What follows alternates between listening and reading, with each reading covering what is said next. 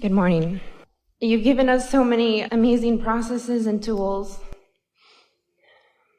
to better ourselves and to flow with our inner being. Which is the same statement, to be who we really are. Inner being aligned. Yes, absolutely. Because this bettering of yourself isn't something that stays forever. It either is or it isn't in the moment, depending upon what your thoughts are. But what you're talking about is developing better and better of habits to hold yourself more consistently in that power. That's what you're talking about. It's like practicing the muscle. Yes. So why don't I want to work out? And what I mean by that is I have so much resistance to use these tools and these processes, even though I have seen the wonderful things that it has brought to my life when I am consistent and I don't have that discipline. Let us make this simpler for you, because you're not alone in that, because it's a lot to digest, and what we're really asking you to do is to take everything that you've lived and now just do it a little differently. And that's a lot to ask of anybody, because you've got patterns and habits, and you've also got law of attraction compounding those patterns and habits. So give yourself a break. But there is something that you could consider, because we have found an easier way of talking about it. We talked about it already, which is rather than working so hard to move up the emotional scale, just find yourself in satisfaction and identify it and isolate it and know what the feeling feels like, and then let that be your sort of standard of what you're reaching for. When you catch things in those early stages, then law of attraction does all the work. If you feel a little satisfaction, and just because you do, we'll demonstrate this with you here in a minute, then the law of attraction is responding to this resistance-free vibration. And when the law of attraction is responding to a resistance-free vibration, it gains momentum quickly, and then you feel the inspiration to move in the direction of it.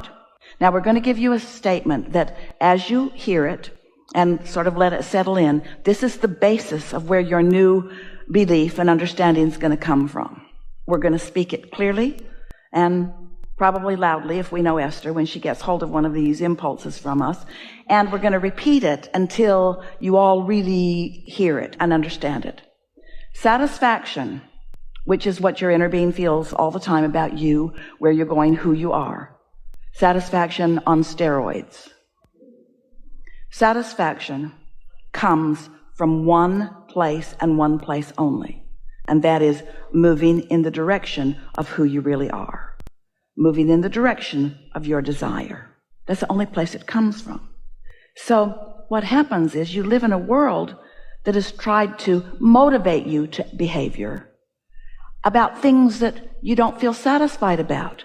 Your parents want you to do what they want you to do, not what would satisfy you. Your employers want you to do what they need you to do, not necessarily what would be satisfying to you in the moment. And so you're having a rebellion inside of yourself, because most of you are sort of tired of pushing against your own flow. Does that make sense to you? Think about the difference in the way you feel on a morning that you're waking up to go on vacation or to go fishing or to go do something really fun, and the way you feel when you're waking up to go to work. And it's because the vacation is calling you. And when you point in the direction of that, there's no resistance. And so you're so clever, you're so fun, you're really on point, you remember what you need to bring, you think of clever things, you're working with others, the universe cooperates with you. But it sometimes doesn't feel that way when you're doing something that you really don't want to do.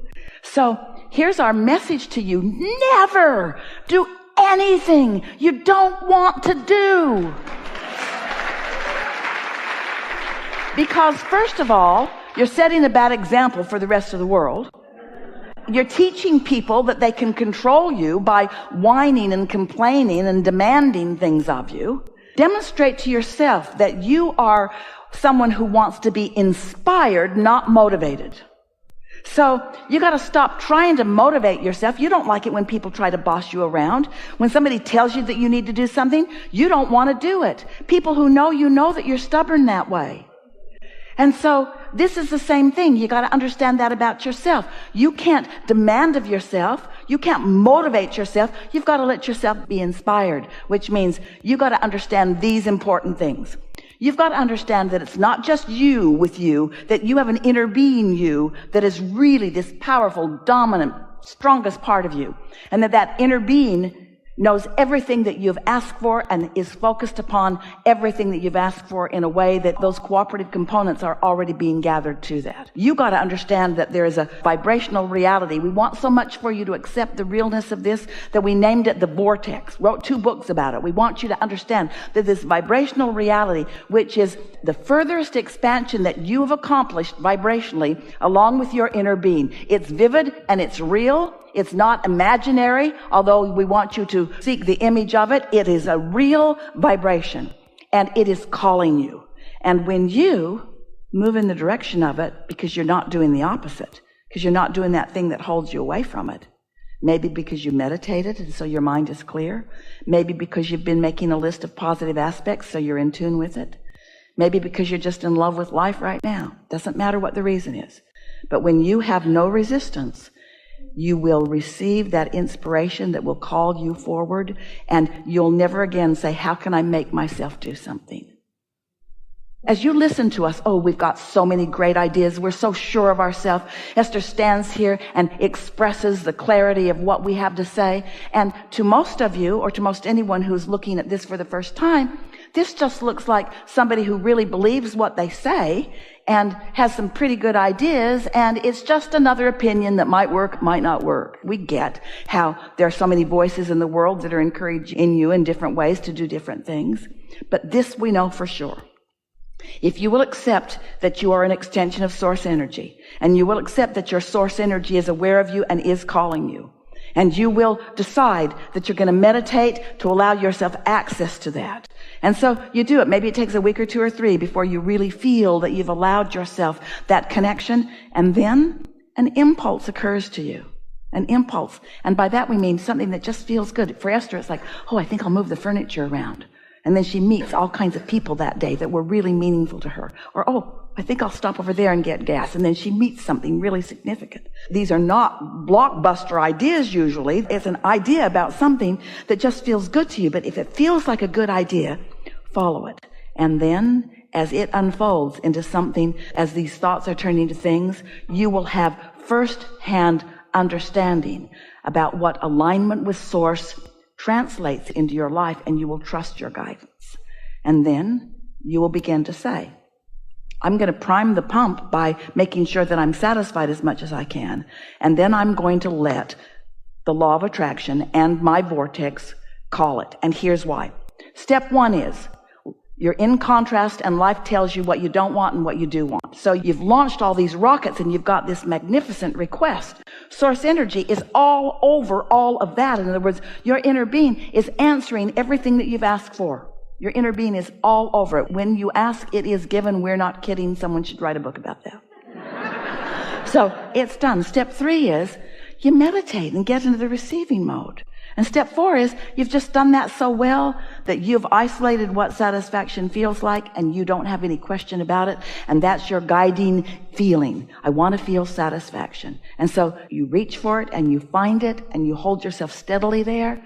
And then step 5 is you're so good at alignment that now you embrace the contrast that puts more in the vortex. You don't feel bad about more contrast because you know it's necessary for the expansion. So you stop second guessing yourself and you move in the direction of what feels good. And you never again try to motivate yourself to do anything. Thank you. May I ask one more question? Did you get that one? Did it make sense to you? Yes. Really? It will. When I listen to We don't want again. to put you on the spot. We wanted to settle in with you a little bit, because what we just said to you is most people can't hear us until they've really done that. And once you've done that, Esther spent a week or 2 after we began talking about satisfaction in this way, asking herself, what is that feeling of satisfaction that Abraham's talking about?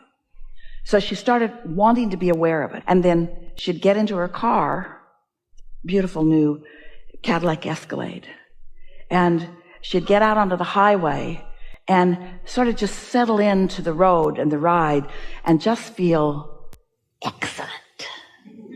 She'd just feel like, whew. And she thought, this is what satisfaction is. It's this feeling of adventure. and calm and well-being and eagerness. I am so satisfied. I'm so satisfied. She got on an airplane one day, and she was in the first class cabin.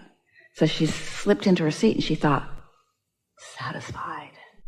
And then she sort of settled in and buckled up, and now the plane's in the air, and she reclines her seat, and she gets her blanket and her pillow, and she's thinking, oh, I am so satisfied. I'm so satisfied. I'm so comfortable. I'm so satisfied. This is just satisfying. And then a flight attendant came to her just as she was putting her sunglasses on and getting ready to snuggle in for a long winter's nap. And he handed her a bottle of water, and he said, I heated this for you in the microwave. I thought it might make you more comfortable. And Esther thought, wow. Well, first she thought, do I look old and feeble? And then she thought, oh, no, this is because I'm so satisfied that the universe is looking for other cooperative components to help me feel even more satisfaction. She'd be in a restaurant, slip into the booth, friends across the table, she'd look at their faces, she'd feel such love for each one of them, and she would think to herself, this is so satisfying. So satisfying. The fragrances in the air and the leather that I'm sitting on and the friends that I've gathered with and the entire atmosphere of my life. It is so satisfying. And there are plenty of times to do that, but until you start doing it, identifying it, isolating it, milking it, finding the vibrational frequency of it, now you know what you're tuning to. You see what we're getting at? So then, you're satisfied, satisfied, satisfied, satisfied, satisfied. And when something's off, you feel that it's off and you don't let it get off until you establish such a substantial, chronic pattern of connection to source, to the path of least resistance, that then only cooperative components to who you really are and what you really want can come to you. And then other people look at you and they say, it's not fair. Good stuff comes to you, and mostly only good stuff comes to you, and the rest of us are out here, and you know why. It's not some crapshoot. It's not some law of averages. It's not some game of chance or luck. It's not some karmic game where you're being cursed or somebody's doing a voodoo on you. You're in complete control. And what is the control? Right here. Satisfied or not satisfied. Before I push my car down the hill, I come to my senses and I find my alignment. And when that's what you do, next time we see you, you'll say, hi, Abraham, I don't do anything I don't want to do, but there's so many things I want to do. Having such a good time. All right, now we'll hear you. That was good, by the way.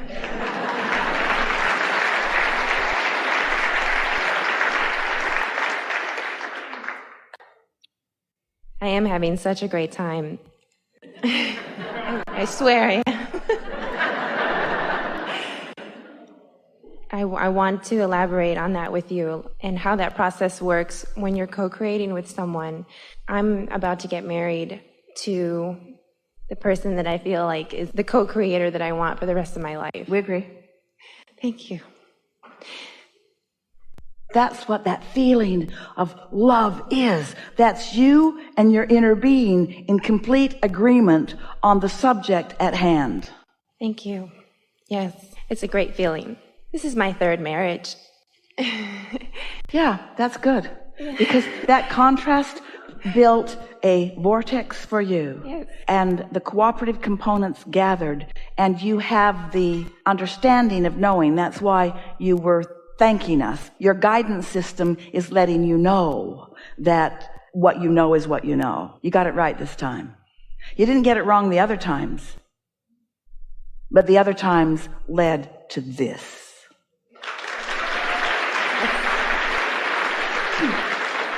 So don't spend any time dissecting that. Okay, I think that's it. Yeah, I think you just answered everything. Yeah, you know what just happened? You can feel that where you were going was not under the influence of this. And now that you're under the influence of that, all of that is irrelevant. Exactly. Thank you so much.